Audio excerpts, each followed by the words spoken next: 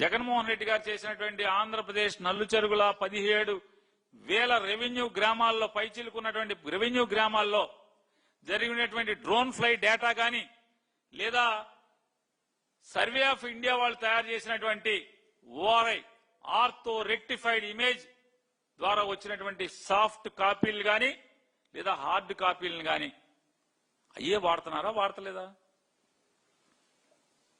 దాని తర్వాత గ్రామ సభ కండక్ట్ చేస్తున్నారా? మాకులాగా మీరు చేయట్లేదా? మేము గ్రామ సభ కండక్ట్ చేశాం, డ్రోన్ ఫ్లై చేశాం, నెక్స్ట్ స్టెప్ లో ఓఆర్ఐ చేశాం, ఓఆర్ఐ అయిన తర్వాత గ్రామ సభ కండక్ట్ చేశాం. గ్రామ సభ కండక్ట్ చేసి రైతులందరికీ అయ్యా కొత్త సర్వే సిస్టమ్ వచ్చింది, సర్వే ఇలా జరుగుతుంది అని చెప్పి అందరికీ చెప్పి ఏదైతే ఓఆర్ఐలో వచ్చినటువంటి సాఫ్ట్ కాపీని హార్డ్ కాపీని రెండూ తీసుకుని పొలాల మీదకి వెళ్ళి అసలు మీ దగ్గర జగన్మోహన్ రెడ్డి గారు ఎక్కేదాకా అసలు సర్వేలు ఎక్కడున్నారు ఆంధ్ర రాష్ట్రంలో? 2 గ్రామాలకి 3 గ్రామాలకి 4 గ్రామాలకి విఆర్ఓ ఉండేవాడు. సర్వేర్ సంగతి దేవుడెరుగు. మండలానికి ఒక సర్వేర్ ఉన్నాడా? జగన్మోహన్ రెడ్డి గారు ముఖ్యమంత్రి అయ్యేదాకా రాష్ట్రంలో ఉన్న ప్రతి మండలానికి అసలు సర్వేర్ ఉన్నాడా? మండలానికి ఒక సర్వేరే లేడు. 2 మండలాలకు 3 మండలాలకు కలిపి ఒక సర్వేర్ ఉండేవాడు. కానీ జగన్ ఎక్కిన తర్వాత కదా ప్రతి గ్రామానికి ఒక సర్వేర్ వచ్చాడు. విలేజ్ లెవెల్లో సర్వేర్ ఎవడు అపాయింట్ చేశాడు? ఒక ప్రభుత్వ ఉద్యోగిని. వాళ్ళు జబ్బలు తెలుసుకుని డబ్బాలు కొట్టుకుంటున్నారు కదా. క్రెడిట్ చోరీ అసలు నీ క్రెడిట్ ఎక్కడుంది చోరీ చేయటానికి మేము అన్నారు. క్రెడిట్ లేకపోతే జగన్మోహన్ రెడ్డి గారు drone fly data ORI data దాని మీదే కదా ఆధారపడి మీరు ఇవాళ సర్వే బతుకుతున్నది. మీ సర్వే చేస్తున్నాడు ఎవడు? విలేజ్ కు ఒక విఆర్ఓ, రెవెన్యూ విలేజ్ కు ఒక విఆర్ఓ అపాయింట్ చేసింది ఎవడు? జగన్మోహన్ రెడ్డి గారు కదా. సర్వేర్ని గ్రామ సర్వేర్ని ఇంతమందిని 1000 మందిని అపాయింట్ చేసిన రిక్రూట్ చేసినట్టు ఎవడు? జగన్మోహన్ రెడ్డి గారే కదా. మరి వాళ్ళనే వాడుకుంటున్నావు కదా. జగన్ గారి డేటా వాడుకుంటావు, జగన్ గారి ఓఆర్ఐ డేటా వాడుకుంటావు, జగన్ గారి డ్రోన్ ఫ్లై డేటా వాడుకుంటావు, జగన్ గారు రిక్రూట్ చేసిన సర్వేర్లను వాడుకుంటావు, జగన్ గారు రిక్రూట్ చేసిన విఆర్ఓలను వాడుకుంటావు. క్రెడిట్ చోరీ కాదంటారు. మరి ఎవరిది క్రెడిట్? ఈ క్రెడిట్ ఎవరిది? ఇది చోరీ కాదా? గ్రామ సభ పెట్టిన తర్వాత గ్రౌండ్ ట్రూతింగ్ అంటే ఫీల్డ్ లెవెల్లో అంటే భూమి మీద వాస్తవ పరీక్ష. గ్రౌండ్ ట్రూతింగ్ అంటే ఏం చేస్తారు? దాంట్లో ఓఆర్ఐ డేటాని, వెబ్లాండ్ డేటాని, ఆర్ఎస్ఆర్ దాఖలాని, ఆర్ఎస్ఆర్ డేటాని, డాక్యుమెంట్స్ ని, రైతు డాక్యుమెంట్స్ ని గ్రౌండ్ వెరిఫికేషన్ చేసేదే ఈ ట్రూతింగ్, గ్రౌండ్ ట్రూతింగ్ అనేది. అంటే రైతులకు మీరేం చెప్పారు? ఎవరికి చెప్పలేదు రైతులు అంటే ఎంత విషం చిమ్ముతున్నావో. రైతులకు ఎవరికి చెప్పకుండా కొలిచేశారు, పాస్ పుస్తకాలు ఇచ్చేశారని చెప్తున్నావు. రైతు అనుమతి లేకుండా అని చెప్తున్నావు. ఇన్ని గ్రౌండ్ డేటా, గ్రౌండ్ ట్రూత్నింగ్ చేసిన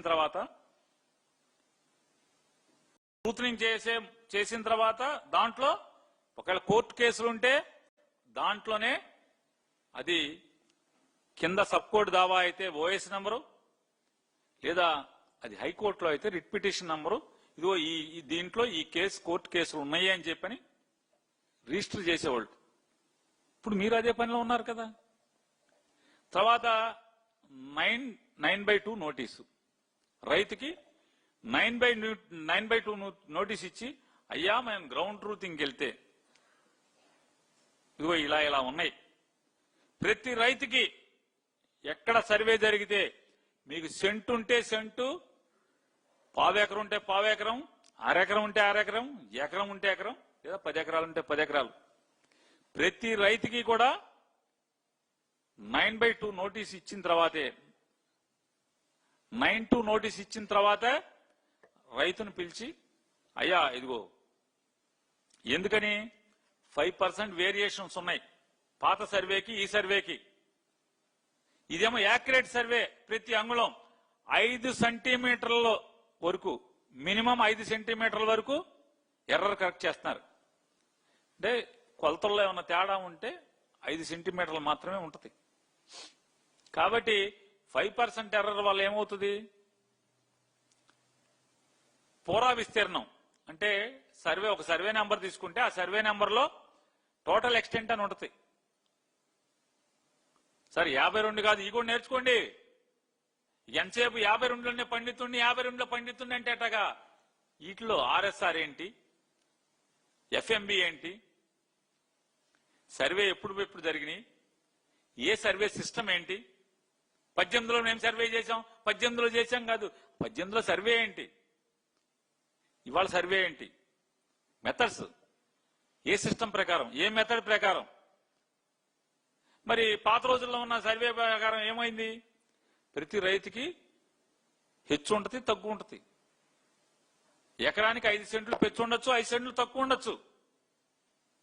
ఆ ఎర్రర్తో వచ్చినటువంటి భూములు మనకంతా ల్యాండ్ రికార్డ్ అంతా కూడా.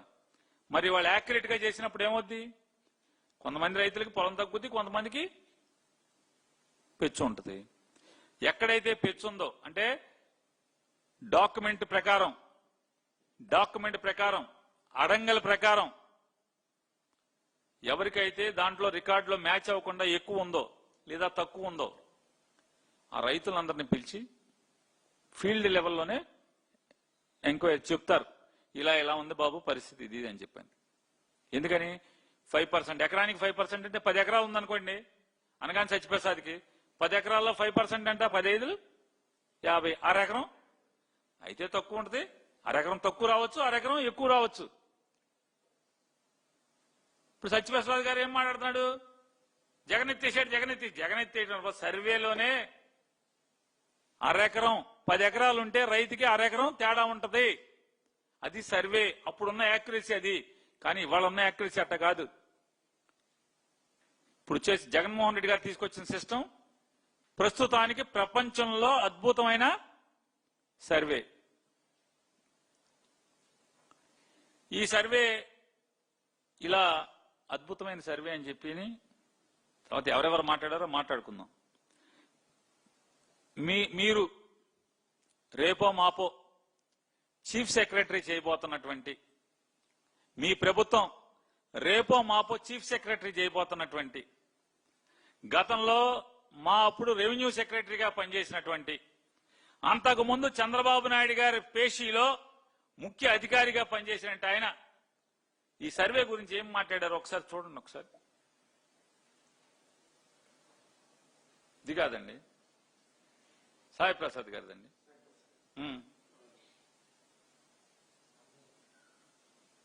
ఆడియో ఏది?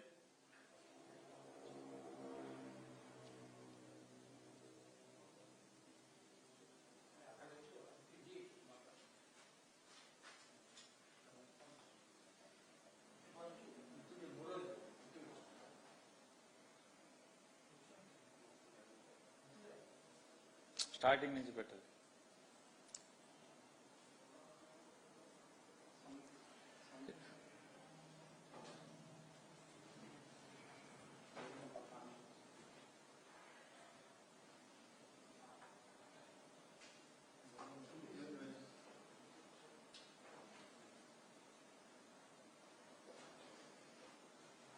Because I had doubts about this program.